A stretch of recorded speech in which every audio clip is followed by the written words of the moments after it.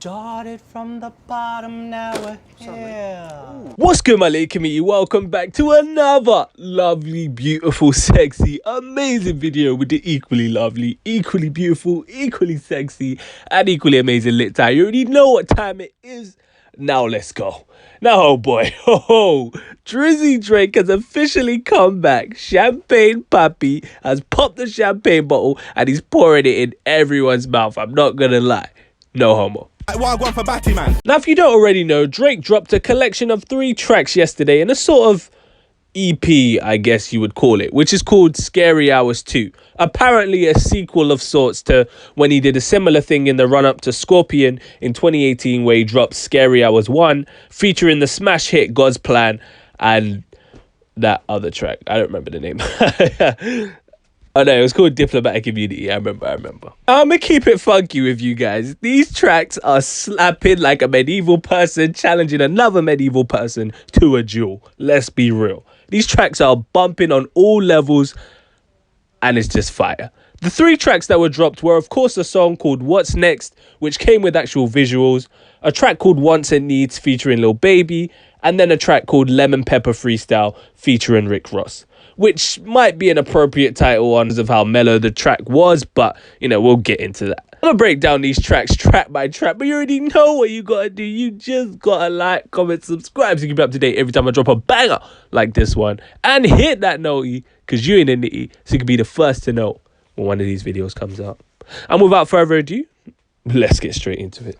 So the first track is called What's Next, and Drake also provides a video for this track as well. I'm not gonna lie, this song is extremely catchy. It's got a good chorus. Drake is talking about how he piped someone on Valentine's Day. He's got a couple of slick lines in there like, I sit in a box where the owners do, a boss is a role that I've grown into.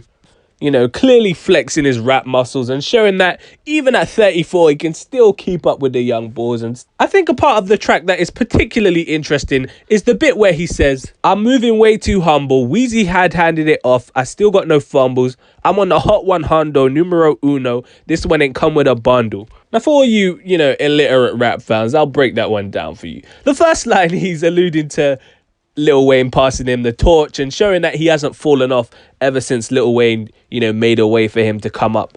And then the second line, it appears that he's actually taken some shots at a couple of artists, because he's basically saying that he's on top of the Billboard charts every time he drops a project and that he doesn't need to have a bundle to do it, which, if we're honest, could be a shot at anyone in the game right now at this point. But obviously there are some significant repeat offenders like 6ix9ine or Travis Scott, and even Nicki Minaj did it as well, even though she was complaining at Travis about doing it, but then did it herself, which I didn't really understand, but that's a whole nother video. Nav's done it as well. I think 6ix9ine and Nicki Minaj did it for Trolls, and a lot of other people as well. But of course, some of those people I mentioned, Drake seems to have good relationships with, so I don't know how that will fare out in the future, but he's Drake, so he doesn't give a toss. He doesn't give a toss. But yeah, What's Next? Very dope track, and I'm pretty sure this one's going to be the radio hit. I can imagine this being on like Kids Bop or something like that, or Just Dance 15, even if they still even make those, I don't know. But yeah, very dope song. The next track we have is called Wants and Needs, and your boy Drake has teamed up with the hottest nigga in the game right now, and that is Lil Baby. Of course, Drake comes in with a catchy hook on this one. He's talking about how he's in love with 2 girls at one time and that they're twins. I don't know why, but this guy, he always seems to be messing with twins. But, I guess Future said you do what you want when you pop in, so. $100,000 for the cheapest ring on the nigga finger, little bitch. Drake actually did have a couple of slick lines on this song too. Like, if we look at this specific paragraph, he says, come with a classic, they come around years later and say it's a sleeper. The earrings are real, the petty is real, might charge my ex for a feature. So obviously in the first part, Drake, I mess with Drake, but you ain't that dropped a classic in a while. I'm just keeping it a buck. Got me fucked up. You can suck my left nut. Views ain't no classic. More Life ain't no classic. And Scorpion definitely ain't no classic. So I don't know what he's saying there, but I guess he feels like he's dropped classics recently and people are not messing with it. So I don't know. I don't know. No disrespect there, obviously, just my opinion.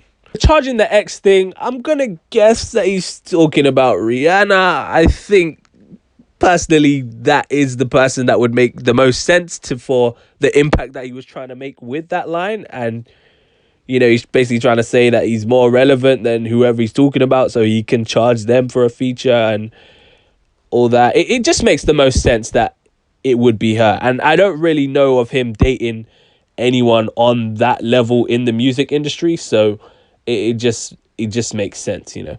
Drake actually also references Kanye on this song, as he says, "Yeah, I should probably go link with Yeezy. I need me some Jesus. But as soon as I started confessing my sins, he wouldn't believe us." I'm not really sure if he's alluding to the fact that he's squashed the beef with Kanye. This is like the first time that he's directly addressed Kanye by name and not by subliminals, which is kind of his thing.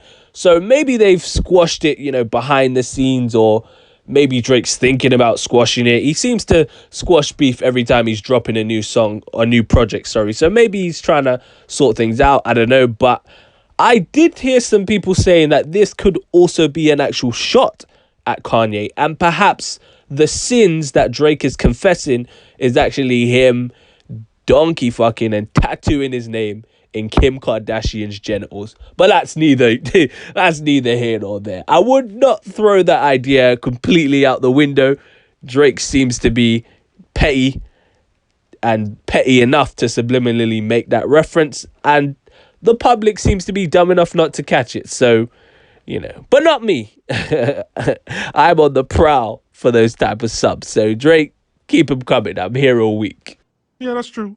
Now let's go back to my nigga on the floor. Now, let's talk about Lil Baby's verse, because I'm going to keep it 8 more than 92 with you. Lil Baby bodied. He absolutely bodied this. I don't know who told him to kill it the way that he did, but he was Michael Jackson moonwalking on this beat. It was borderline disrespectful at some points. I'm just keeping it funky. He basically out-rapped Drake on his own song. And you know, Lil Baby, he's coming in with that flow that sounds like he's underwater, but it also sounds like he's explaining why he was late to class and that the school bully's chasing after him at the same time. It's got all these different, you know, elements linked in, but it sounds fire nonetheless. I can just imagine him in the studio and he was flexing his shoulders as he was rapping. He probably had the money phone in his hand, like on the cover of Harder Than Ever, and he was just doing his thing.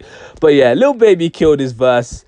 Probably after a few listens, I'll actually be able to suss out what exactly he was saying. He was rapping way too fast, I'm not going to lie. All I heard so far was Vegas, Nevada, that he lost his car, something about YOLO and the motto, clearly referencing the Drake song. But that's about it so far.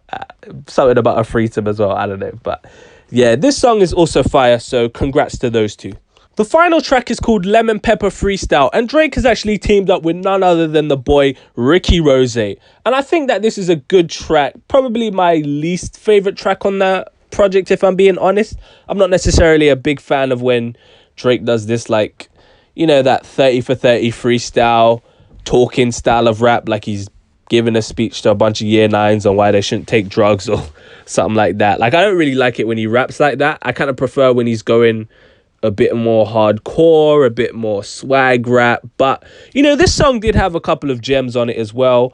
He's on here talking about his life as a father, how he picks up his son from school and then he makes an M and then he picks his son back up, and how at parents' evening, all the children's parents are asking him if he knows Nicki Minaj or if he knows Beyonce, to which he slyly responds saying, of course.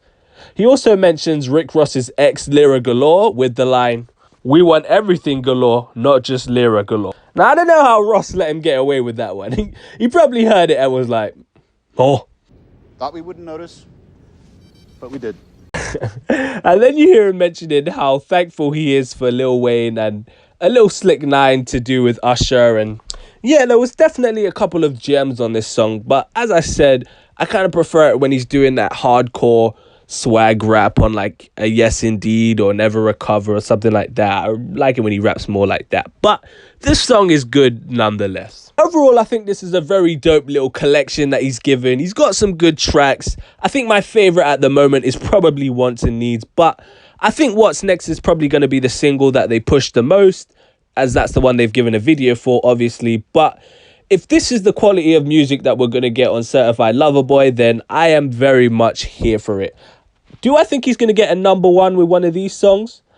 I think he's in fairly good contention. I mean, Olivia Rodrigo's been dominating for the past 7 weeks. So I guess it is about time for someone to knock her off. And who better to do it than Drizzy Marley himself. But yeah, this is a great collection and I'm very hopeful for what's to come.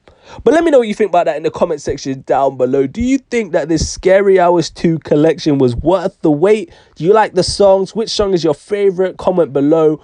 Or do you think that it was garbage, dumpster juice? All these songs are trash. Drake is running out of steam and that he's on his last legs. You let me know in the comment section down below. Don't forget to like, comment, subscribe. We're on the road to 500 subs. You already know what time it is. You can follow me on my IG at lit___ for all your music scene updates. Follow me on my personal at the only lit_ENT. If you care about what I do, well, I'm not making these bangers for you. I post updates on Twitter as well, so you might as well follow me on there. Because what else are you doing with your life? Absolutely nothing, mate.